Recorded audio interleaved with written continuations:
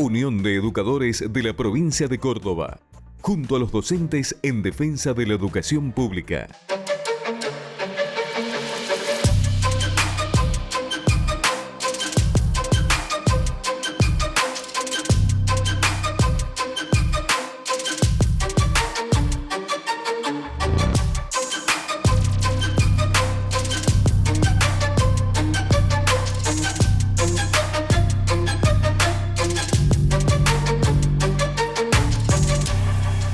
Muy bienvenidos a una nueva edición de Principio Activo Salud y Sociedad.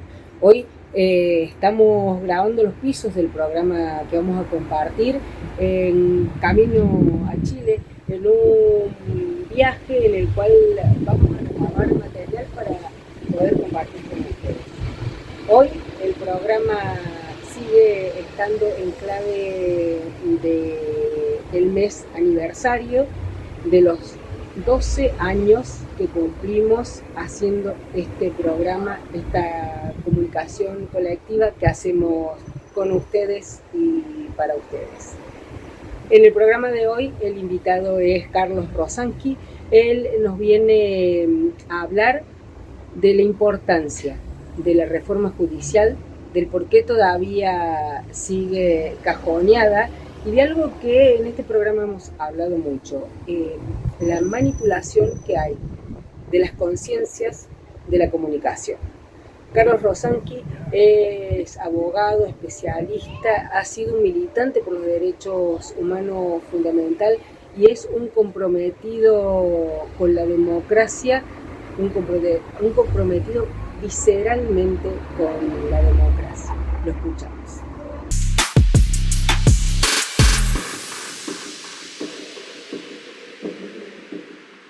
Pues como yo decía, se oponen a todo. Así que sería una muy mala decisión dejar de oponerse a algo. Así que, digamos, hay una compulsividad en esta gente muy enferma. Y por el otro lado, el peligro más grande que esa derecha sabe que tiene frente a sí es un poder judicial integrado por jueces decentes y juezas decentes. Ese es el verdadero enemigo, porque fíjate que un presidente de la Nación puede hacer un proyecto de ley, presentarlo, el Congreso puede aprobarlo, el presidente después promulgarlo, y después viene un juez y de un plumazo te dice, no me gusta, es inconstitucional. De modo que no podemos discutir quién tiene la última palabra. Entonces, en ese sentido, me parece a mí que tienen razón la derecha en preocuparse mucho. Insisto, se oponen porque se oponen a todo, pero además se oponen porque sería verdaderamente catastrófico para los sectores más recalcitrantes de la política de nuestro país que se reformara el Poder Judicial y se lograra un Poder Judicial representativo de la mayoría de la población, ¿no es cierto? ¿Qué opinas del decreto que mandó el presidente para la reforma, en los puntos que señaló?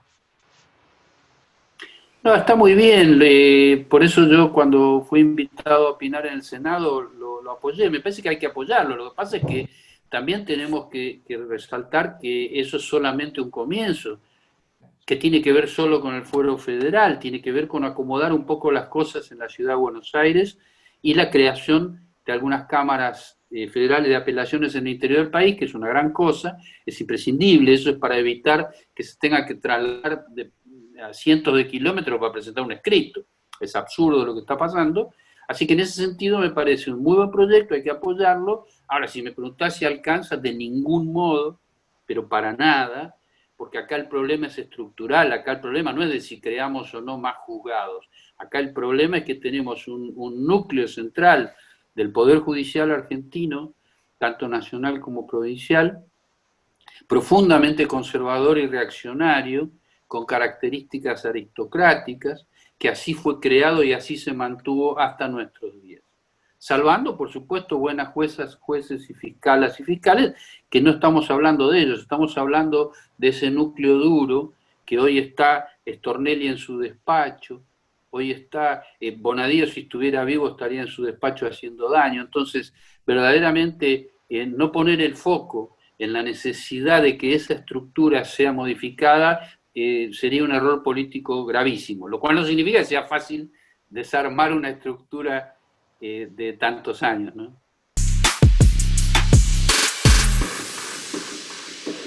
En época de tanta manipulación, si bien no es nueva, vos pensás que esto lo inventa Goebbels en el nazismo, con sus famosos 11 principios, donde reitera que la constante mentira termina generando una verdad, ¿no es cierto? Él dice calumnia, calumnia, que algo queda. Esto es lo que toma Mauricio Macri con su gente, lo aplican durante 4 años, saquean al país a partir de la mentira. Todo lo que han dicho es mentira en todo sentido, pero la naturalidad con que le mienten a la gente hace o hizo en esos años que hubiera un sector de la población que le creyera. Por eso algunas de estas personas desquiciadas que van a esta marcha anticuarentena, etcétera, cuando los periodistas le preguntan, pero ¿usted por qué está acá? Y bueno, porque no queremos la reforma a la Constitución, cuando a nadie se le ocurrió que estaba en juego eso. Es decir, la reiteración de la mentira lo que hace es generar una verdad que no es tal. Entonces, eso es la verdadera manipulación, es muy peligroso, y por eso insisto en la necesidad de dar respuestas adecuadas, pero si la respuesta no guarda relación con esta estrategia que ellos están llevando adelante, va a ser como 2 caminos completamente distintos, ¿no es cierto? Me parece que ahí es donde hay que poner un poco el acento. Tenemos con qué hacerlo. La Argentina tiene un potencial en todo sentido extraordinario, de intelectual, en todo sentido y en todos los niveles. La gente movilizándose, el 2x1 se da vuelta por 400.000 personas en la calle. Imagínate el potencial que tiene el pueblo argentino. El tema es, bueno, encaminarlo como para ir tomando conciencia de que esta gente que está saboteando la democracia es verdaderamente peligrosa. Interesantísimo lo que nos plantea Carlos Rosansky para tener en cuenta. Fin del primer bloque de Principio Activo Salud y Sociedad. Estamos grabando fuera de estudio porque estamos viajando. En el próximo bloque tenemos un material especial de esta nueva temporada, el micro de Nuestra América.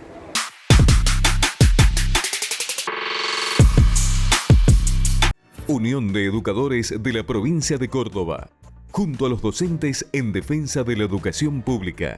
Obra social del personal de la industria gráfica de la provincia de Córdoba. Defendemos el sistema solidario de atención de la salud.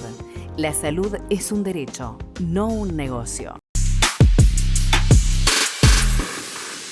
Seguimos en Principio Activo Salud y Sociedad. Me siento medio rara, les voy a decir, en esto de estar autograbándome para estar con ustedes en el programa, haciendo los pisos desde un lugar distinto. En el segundo bloque de Principio Activo Salud y Sociedad tenemos para compartir con ustedes el micro de Nuestra América, un contenido especial, un contenido nuevo de esta temporada que inauguramos en marzo, de la temporada número 12. Y el micro de Nuestra América tiene la intención de acercarnos a la realidad de nuestros hermanos latinoamericanos con los que compartimos historia y destino. Hoy vamos a escuchar a Mónica Saiz. Ella es directora del portal El Alba. El portal le sugiero que lo busquen, se lo dejamos acá en el Zócalo, porque es un espacio fundamental de información de alta calidad y compromiso para que entendamos la historia, la política de nuestra América, la economía y nuestra inserción como continente en el mundo.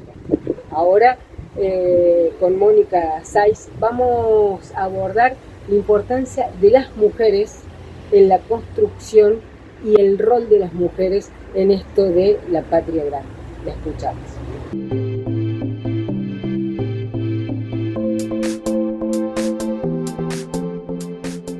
Las mujeres como parte del pueblo latinoamericano tenemos un papel fundamental en la agenda, en el movimiento, en la lucha por la liberación y la unidad de nuestra América. Y no es algo del presente, es algo que viene de nuestra historia. Las mujeres fueron parte constitutiva de todas las rebeliones, desde los movimientos indígenas los movimientos afrodescendientes por la lucha de la libertad, los movimientos independentistas, las revoluciones nacionales y movimientos de liberación nacional, las mujeres tuvieron un papel destacado en todo lo que hace a la logística, al movimiento de las fuerzas libertadoras, a garantizar el suministro de la tropa, y algunas de las mujeres incluso papeles destacados como comandantes de fuerzas populares. Nosotros conocemos el personaje fundamental de la historia de rioplatense y del Alto Perú, que es Juana Zurduy, pero también Manuela Sáenz, Bartolina Sisa, en lo que es actualmente el territorio de Bolivia, comandó el sitio de La Paz junto con Túpac Katari. Micaela Bastidas fue una de las comandantes de la insurrección de Túpac Amaru en el Alto Perú y sufrió el mismo destino de Túpac Amaru, la bestialidad imperial española, ella y sus hijos y toda su familia. Pero hoy le recuerdan las mujeres peruanas, las mujeres bolivianas, las mujeres venezolanas y ecuatorianas, estas mujeres como bandera de lucha para nuevas luchas, para concretar la idea de la independencia o la unión definitiva de nuestros pueblos. Nosotras como mujeres del siglo XXI tenemos un papel fundamental en pasar de la agenda de reclamar derechos a la agenda de empezar a realizar obras para unir a las mujeres de nuestra América. Ya hemos demostrado nuestra fuerza en las calles, en la lucha contra los gobiernos neoliberales, en la lucha contra las dictaduras, en la lucha contra los regímenes de opresión y de represión. Ahora tenemos algunos gobiernos nacionales en los que las mujeres tienen papeles destacados, como en Venezuela, en Cuba, en Nicaragua. Cada vez más las mujeres en los gobiernos locales de distintos países van tomando protagonismo político desde el mando, y las mujeres de las organizaciones populares van tomando control de las comunidades, de lo que se hace en la vida común para resistir y para trabajar por el bien común en nuestro pueblo. Eso lo tenemos que ir uniendo en agendas de trabajo común. Eso de la idea de que la mujer protege la vida, garantiza la igualdad dentro de la familia, que todos los niños vayan a la escuela, que todos los niños coman, tiene que plantearlo, salir esa lógica de todas las mujeres del ámbito individual al ámbito social. Eso tiene que ser un programa político y ir pasando, como decía, de la agenda de luchar por nuestros derechos y reivindicaciones, que es necesaria, a una agenda más profunda de ver cómo desde el poder que ya tenemos en los gobiernos populares de nuestra América, que son fruto de la lucha de hombres y mujeres revolucionarios, patriotas y trabajadores y trabajadoras, pasar a una agenda de cómo las mujeres podemos ir avanzando en mitigar y contrarrestar las causas de nuestra opresión en la sociedad y de nuestras desigualdades. Por ejemplo, en planes para socializar las tareas domésticas, para mejorar el acceso a los alimentos de nuestras familias. Son muchas las tareas que podemos hacer en común y muchos los espacios de poder que tenemos que identificar desde donde podemos unir nuestras luchas.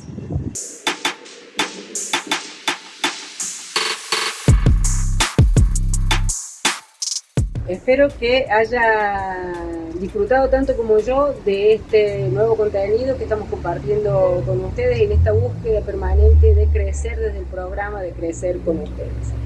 Y en el próximo bloque, en el último de Principio Activo Salud y Sociedad, vamos a seguir extrañando a nuestra columnista Melissa Lup, pero vamos a hacerle un homenaje a Ramón Carrillo en su aniversario.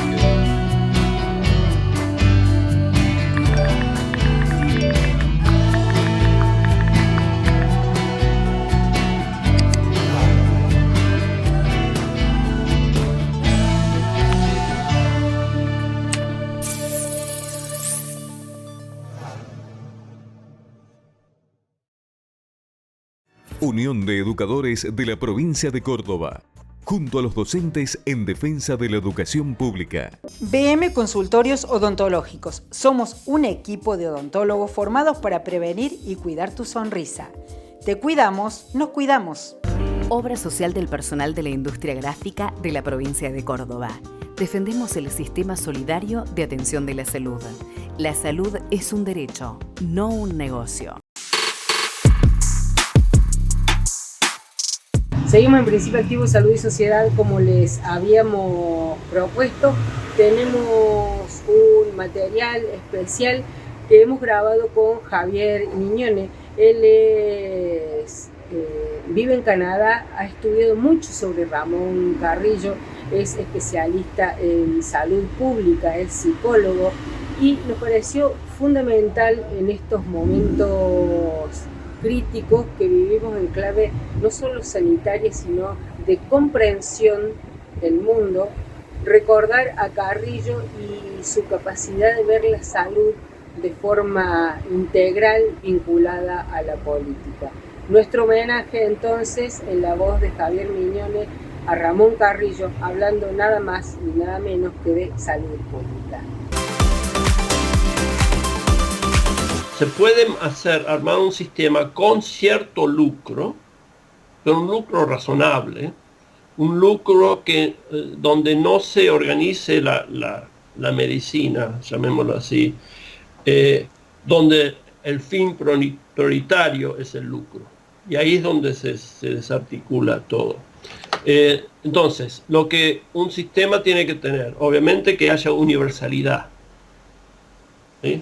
El principio de universalidad, que no importa los medios de los individuos, de las familias, que todos tengan acceso a esencialmente el mismo tipo de tratamientos, en la medida que sea asistencial, pero fundamentalmente además que haya acceso a, y esto Carrillo era muy claro, a resolver cuestiones de lo que hablabas antes, justamente determinantes sociales de salud, donde se toman medidas serias para poder mitigar efectos de pobreza, de hecho, mitigar la pobreza misma desde ya, de poder, muchas de las secuelas de estas cuestiones se pueden, desde una buena política de Estado, se pueden mitigar y se puede armar entonces algo que realmente limite los efectos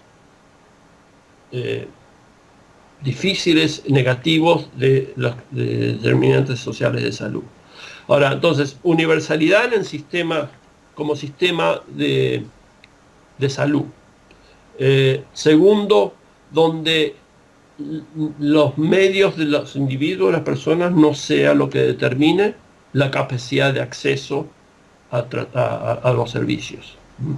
Y esto, en tercer lugar, sería que haya de alguna forma una representación de las comunidades en este sistema de salud. Esto no lo dice Carrillo, pero de hecho está en su planteo implícito, es que la salud es un tema demasiado serio para que quede en manos de profesionales de salud. Porque él justamente, y él lo reconoce, él siendo un médico, un neurocirujano, él dice, la política social es la más importante política en temas de salud. Carrillo, él tenía un modelo muy interesante donde él hablaba, digamos, el tema de los centros de salud. Obviamente él tenía todo un armado donde de distintos niveles, ¿no? Y donde tenés los hospitales, a mayor complejidad, etc. Pero él veía y él lo planteó muy bien, que los centros de salud eran lo más cercano a la vida cotidiana de la familia, de las personas. Entonces, si uno puede armar o volver a armar más seriamente centros de salud que responden a los intereses, en las necesidades de esas zonas, llamémoslo, de esas comunidades, y donde en la organización de esos centros haya representantes comunitarios. Ese sería un modelo muy, muy útil. Nosotros un poco lo vemos ahora, esto no tiene que ver con Carrillo, tiene que ver con cuestiones con las que he trabajado más recientemente, por ejemplo, en organizaciones indígenas en Colombia, donde al tener más control sobre su sistema de salud, ha permitido avanzar en, por ejemplo, temas de salud intercultural, que son muy importantes para poblaciones indígenas.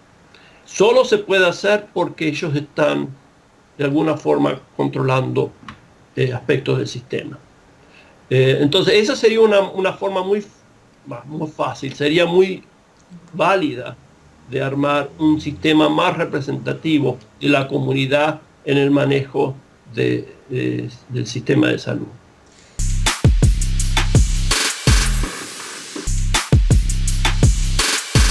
Llegamos al final de Principio Activo Salud y Sociedad.